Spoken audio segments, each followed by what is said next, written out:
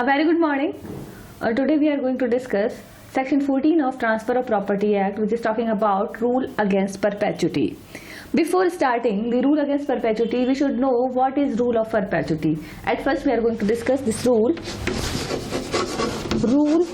of perpetuity.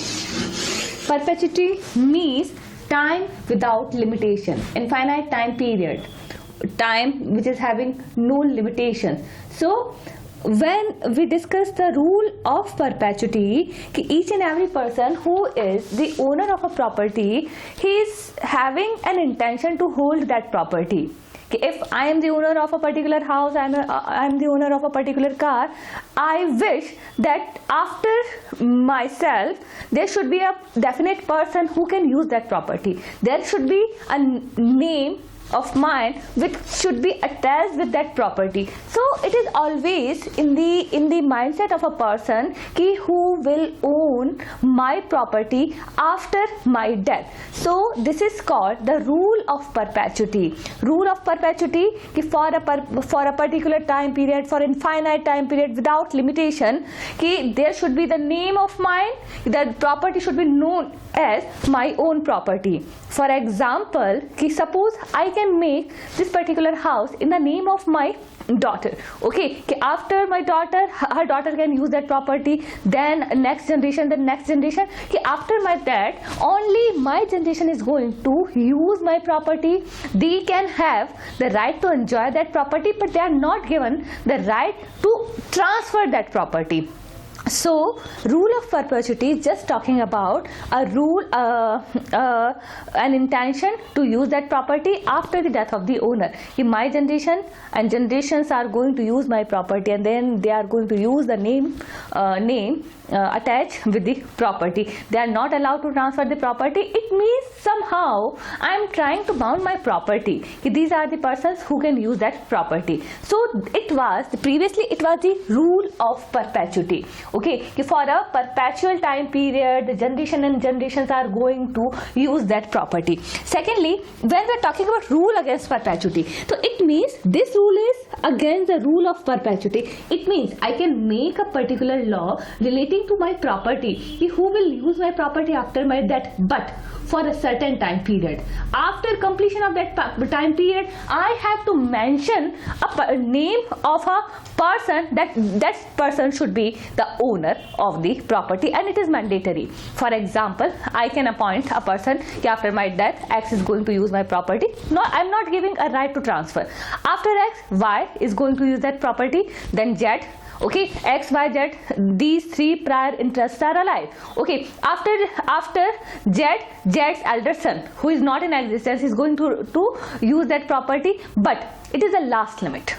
Okay, I have to transfer as per section 13. I have to mention the name of the final beneficiary who will be the owner of the property. For X, Y and Z, these three generations, it is a perpetual time period. This is called the rule of perpetuity. For a perpetual time period, I have bound my property. These are the persons who are holding the property, who can retain my property, they can enjoy my property, but at last the elder son of Z will be the owner of property. Okay, so it is the rule of perpetuity where a person is bounding, a person is tying up his property in the name of several persons. After my death, my brother is going to use the property, then my sister, then my elder sister, then my younger sister, then X, Y, Z, but all these persons are prior interests. But finally, ultimately, I have to give the name of a final person who will be the owner of the property.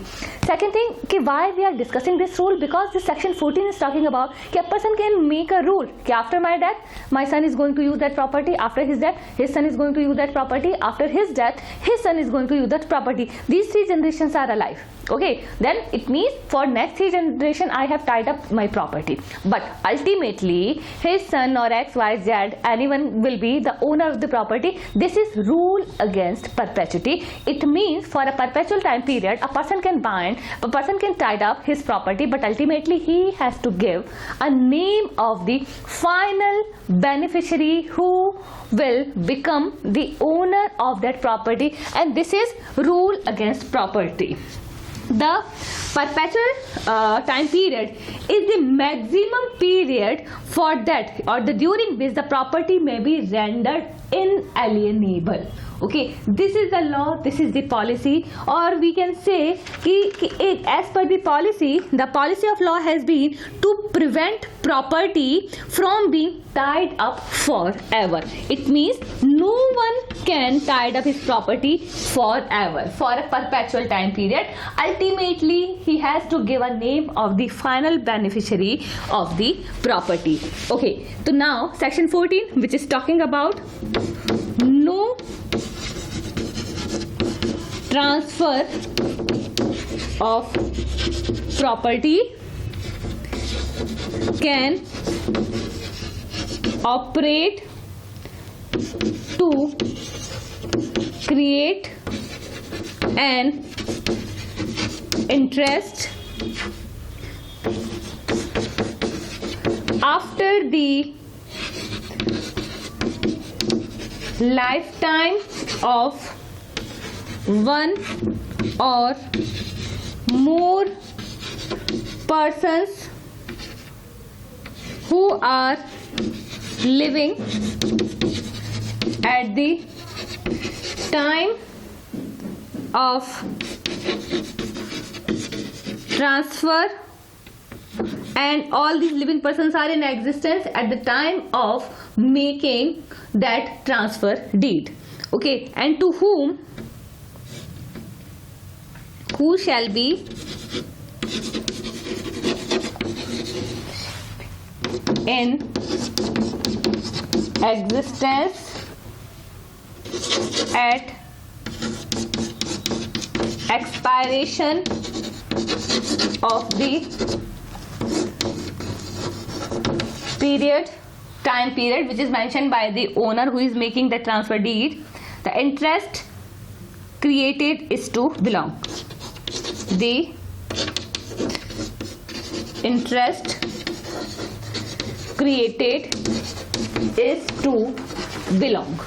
Okay, it means one person can make a transfer in favor of several persons who are living at the date of transfer, but ultimately before the death of the last prior interest, the next one who is going to be the owner of the property must came into existence. These are the bare provisions mentioned in the section 14. Now we can discuss the same thing with an example. It means the wasting of property cannot postpone beyond the lifetime of any one or more prior interest. It means suppose A is transferring a property. Okay, he can make a will or a document or a testament in favor of his brother 1. Okay, my brother will take care of this property for next 10 years. For next 10 years, he is the person who will take care of the property. He is having only lifetime interest. For next 10 years, he can enjoy the property, he can maintain the property, he can have certain rights over the property, but not the right to transfer that property. First thing. After brother's son S1 is having a right to enjoy the property for 5 years. Okay. Then his son who is still in existence at the date of making that testament, that S2 is in existence, he will enjoy the property for, and ultimately his son who is not in existence at the date of making the arrangement, his son who is now unborn person, okay, who is unborn person at the time of making the interest, he will become the ultimate beneficiary. It means till the brother, his son, they are having an interest in the property, they are using that property for a particular time period, it is rule of perpetuity. For next 10, 20 and 25 years, for next 25 years, he bound that property. Okay, but beyond 25 years, as soon as he comes into the existence, he cannot make any provision. I am just giving a right to enjoy the property. He would be the ultimate beneficiary. That unborn person will become the owner of the property. It means there is a law there is a policy of government कि no one can bound his property after a particular time period. It means because if my property is belong to my generation only, his property is belonging to his generation only, it means there is no circulation of property in the market. It means there is no profit, there is no loss. Because we can take an example, a plot, okay, there is a government plot. If I am willing to, I am having a plot and I am willing to sell it out to X, okay, after I have to give a certain money to the government as a registration fees, okay. So after that registration, that X is willing to sell it out again to Y, then again he has to make a registration of that document, sale deed. He has to prepare the sale deed and it should be registered, okay. So in that situation, government is getting benefit from the circulation of the property. If each and every person is bounding his property to his generation, he is restricting his property from the circulation in the market, it means there will be no business in the market. This is the main reason why we are discussing rule against property, okay. A, then B, so for next 25 he can bound ultimately, but after 25 years that property should be in the market. It means that person should be the absolute owner of the property and he can make arrangement as per his wish. He can transfer that property, he can lease that property, he can sell it out, or he can give that property, okay. So that person should be the ultimate beneficiary. And in Indian law there is a rule of making the transfer of property. For example, analysis of the rule,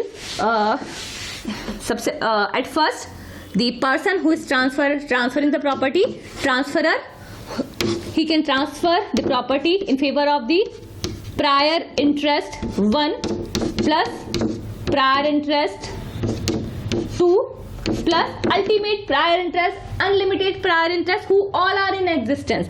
After that, the birth of unborn person, okay, plus 18 years. Okay, a person who is the transferor of the property, he can tie up his property for maximum this time period. The lifetime of the prior interest, 10 years, 15 years, as per his wish. Okay, then but from the date before the death of the last prior interest, he must come into the existence. It was section 13. Okay, now maximum 18 years. Up now, I'm going to give an example.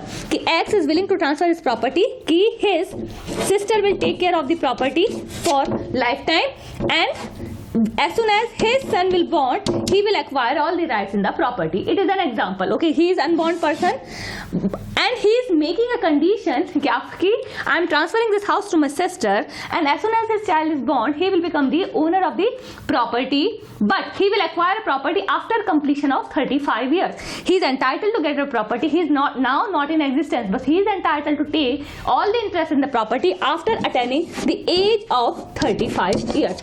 So it is a transferring. Sister is the prior interest. Lifetime he is having an interest in the property. Before his death, he comes into the existence, but he is not allowed to take any interest in the property till the age of 35 years. As per rule, it is not allowed. We can restrict him till the age of 18 years. As soon as he completed the age of 18 years, he will become the owner of the property. We cannot bound all the rights in the property after 18 years.